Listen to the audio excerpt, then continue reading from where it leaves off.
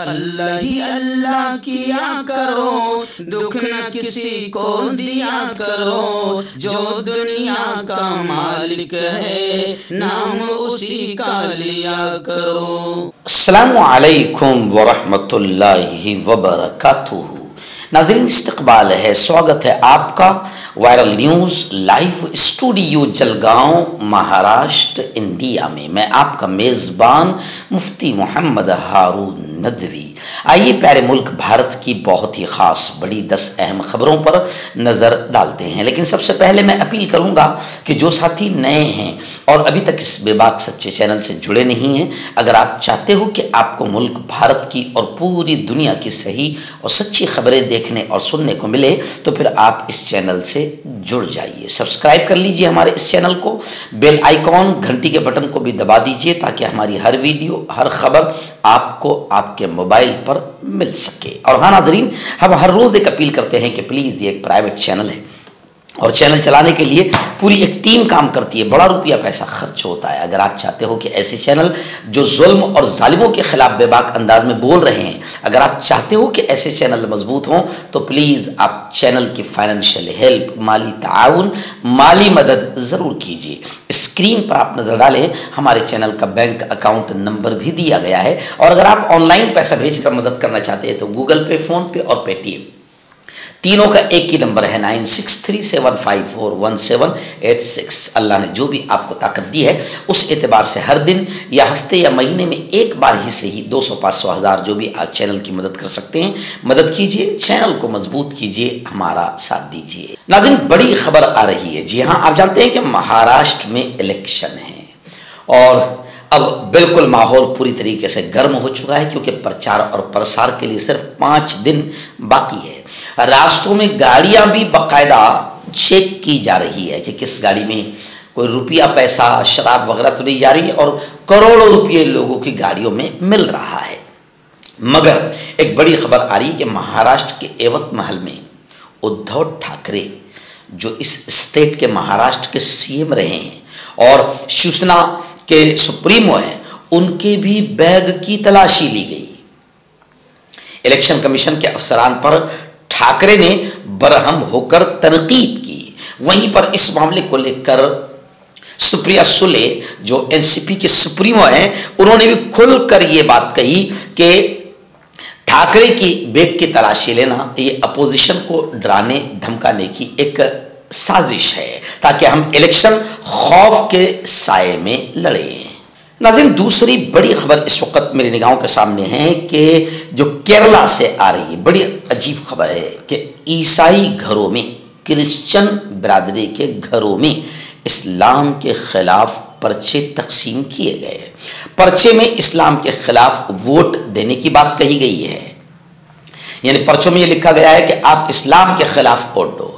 खैर, बीजेपी पर यह इल्ज़ाम लग रहा है। केरला के चिल्लिक्करा में इस्लाम के खिलाफ पर्चे तकसीम करने का मामला सामने आया है। इल्ज़ाम लगाया जा रहा है कि ये घटिया अमल बीजेपी कारकुनान ने अंजाम दिया है। बीजेपी कारकुनान पर इल्ज़ाम है कि इन लोगों ने ईसाई घरों में इस्लाम मुखालिफ पर्चे तकसीम किए हैं। उस पर्चे के अंदर लिखा हुआ है कि वो लोग इस्लाम के खिलाफ वोट करें।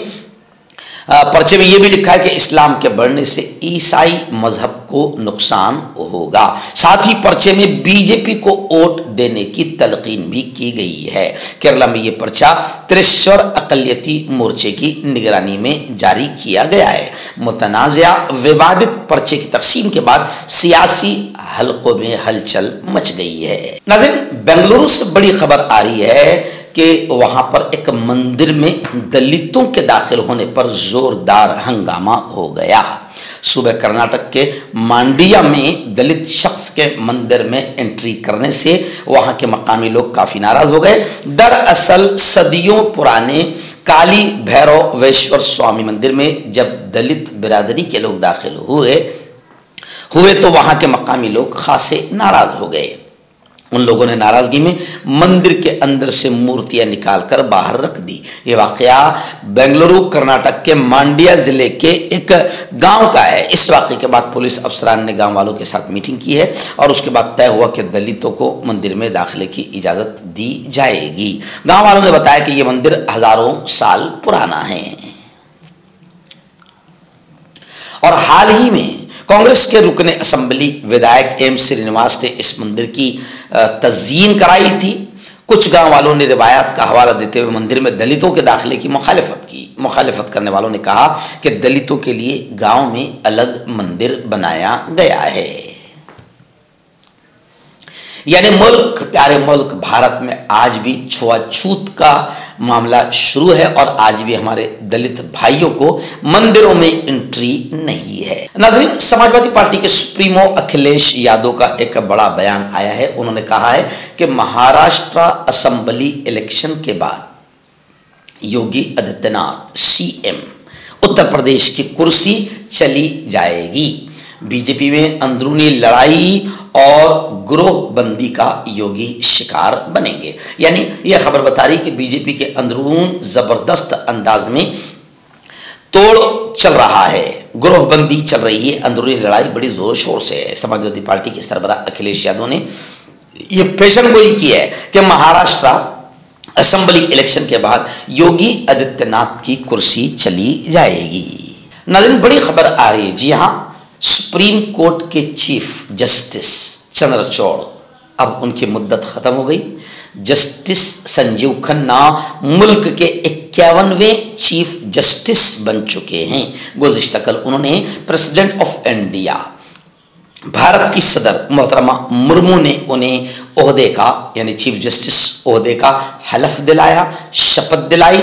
सिर्फ 6 महीना वो इस ओहदे पर रहेंगे। जस्टिस संजीव खन्ना मुल्क के नए चीफ जस्टिस ऑफ इंडिया बन गए हैं। गुज़िश्ता कल राष्ट्रपति भवन में एक तकरीब में उन्हें सदर जमहूरिया द्रौपदी मुर्मू ने ओहदे का हलफ दिलाया। इस मौके पर कई मुअज़्ज़ज़ शख्सियात मौजूद थी और अब इनकी मुद्दत कार, यानी जज रहने की 13 मई 2025 तक, यानी तकरीबन 6 महीने की इनकी मुद्दत कार होगी। चीफ जस्टिस ऑफ इंडिया के तौर पर जस्टिस संजीव खन्ना के नाम की सिफारिश खुद जस्टिस चंद्रचूड़ ने की थी। चंद्रचूड़ 10 नवंबर को 65 साल की उम्र में इस ओहदे से सुबकदोश हो गए। 14 मई 1960 को पैदा हुए संजीव खन्ना ने दिल्ली यूनिवर्सिटी के कैंपस लॉ सेंटर से कानून की पढ़ाई की है। जनवरी 2019 से सुप्रीम कोर्ट के जज के तौर पर वो काम कर रहे जस्टिस संजीव खन्ना इस दौरान कई बड़े फैसलों का हिस्सा रहे हैं। और मैं आपको बता दूं कि जस्टिस संजीव खन्ना ने कई बड़े अहम फैसले किए हैं, जिनमें ईवीएम इलेक्ट्रॉनिक वोटिंग मशीन को शफाफियत के साथ बरकरार रखना, ये भी उनका फैसला था। इंतखाबी बॉन्ड मंसूबे को ख़त्म करना, ये भी उनका फैसला था। दफ़ा 370 को मनसूख करना, ख़त्म करना, ये भी उनका फैसला था। दिल्ली के साबिक़ वज़ीर आला केजरीवाल को अबूरी ज़मानत देने जैसे फैसले उनके बड़े फैसलों में शामिल है। खैर, अब वो 6 महीने के लिए चीफ जस्टिस ऑफ इंडिया बन गए। आइए नाज़रीन, बड़ी खबर आ रही है। जी हाँ, उत्तर प्रदेश से सपा की एक लीडर इकरा हसन, जो अभी अभी मेंबर पार्लियामेंट बनी है, इलेक्शन जीती है। इकरा हसन एक पढ़ी लिखी खातून है। उन्होंने बयान दिया बीजेपी के नारे पर। आपको याद होगा योगी आदित्यनाथ ने एक घटिया नारा लगाया। हिंदुस्तान में आज तक इतना घटिया नारा किसी ने नहीं लगाया था। योगी आदित्यनाथ ने नारा लगाया था कि बटोगे तो कटोगे।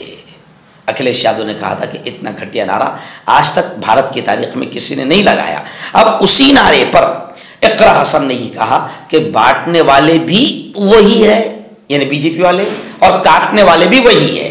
अब इकरा हसन ने योगी आदित्यनाथ के बयान पर यह रिएक्शन दिया है और यही बात कांग्रेस के राष्ट्रीय अध्यक्ष मल्लिकार्जुन खड़गे ने भी कही है बीजेपी को लेकर कि बीजेपी वाले नारा लगा रहे हैं कि बटोगे तो कटोगे, तो बांटने वाले भी तुम ही हो। मल्लिकार्जुन खड़गे ने भी कहा कि बांटने वाले भी तुम ही हो और काटने वाले भी तुम ही हो। और यकीनन ये नारा बीजेपी वालों ने जो लगाया है बिल्कुल उन्हीं पर, बीजेपी पर ही फिट होता है, क्योंकि आज तक बांटने वाली सियासत, हिंदू को मुसलमान को बांटने वाली सियासत और धर्म में बांटने वाली सियासत, इलाकों में बांटने वाली सियासत और दंगे फसाद वाली सारी राजनीति आज तक बीजेपी ने ही की है। इसलिए ये नारा उन्हीं पर बहुत अच्छे से फिट होता है। नाज़रीन, बड़ी खबर आ रही है। जी हाँ, इंतखाबी फ़राइज़ में, यानी इलेक्शन की जो ड्यूटियां लगाई गई है उनमें अगर गफलत बरती गई तो फिर इंतखाबी अफसर की सख्त कार्रवाई रहेगी।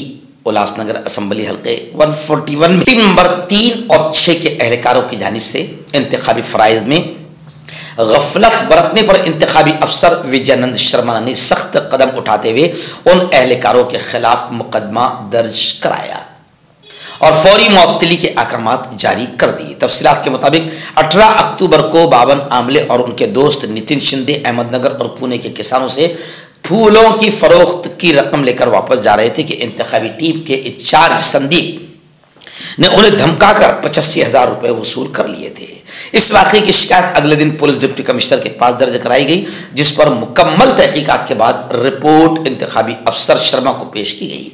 रिपोर्ट का जायजा लेने के बाद अफसर विजयानंद शर्मा ने फौरन कार्रवाई करते हुए तमाम मुतल्लिका एहलकारों के खिलाफ मुकदमा दर्ज कराया और उनकी मुअत्तली का हुक्म जारी कराया। वैसे भी यह खबर बड़ी अहम है और बता रही है कि इंतखाबी फराइज में अगर गफलत बरती गई तो फिर सख्त कार्रवाई की जाएगी। वैसे मैं आपको बता दूं कि इंतखाबी ड्यूटी जिनके पास इलेक्शन की ड्यूटियां लगाई जाती है, असल में अंदर भी गड़बड़, मशीनों से लेकर वोट डालने तक गड़बड़ अक्सर यही लोगों के जरिए से, इन्हीं लोगों के जरिए से की जाती है।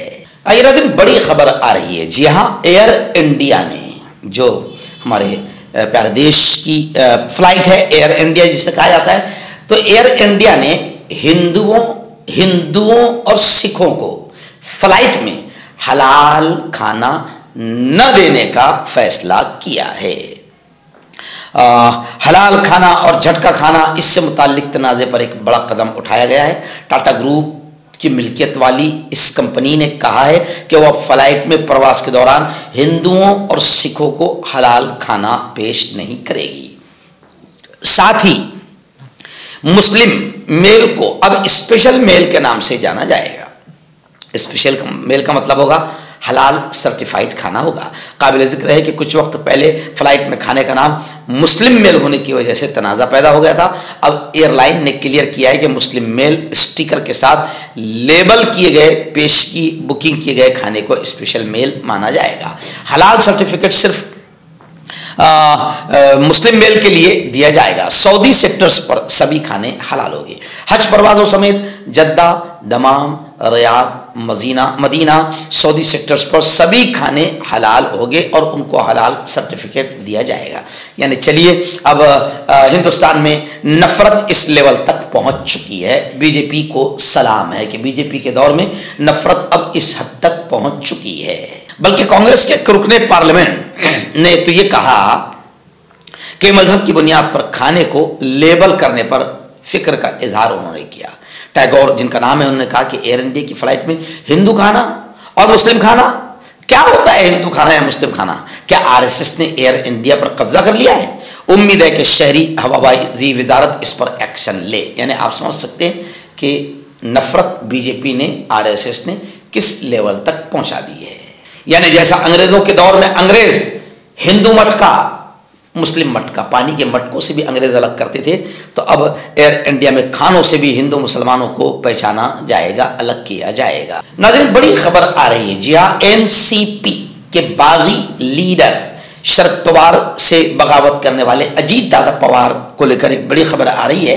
हालांकि यह खबर अच्छी है कहीं ना कहीं कि अजीत दादा पवार ने बीजेपी के स्टार प्रचारकों से दूरी बना ली। बीजेपी के जो स्टार प्रचारक भेजे गए हैं, जो नफरतें फैला रहे हैं, जहर घोल रहे हैं, हिंदू मुसलमानों में दंगे फसाद का माहौल बना रहे हैं, तो ऐसे तमाम स्टार प्रचारकों से अजीत दादा पवार ने दूरी बना ली है और बीजेपी लीडरों को नसीहत की कि वो शरद पवार के खिलाफ न बोलें और न ही उन पर तनकीद करें।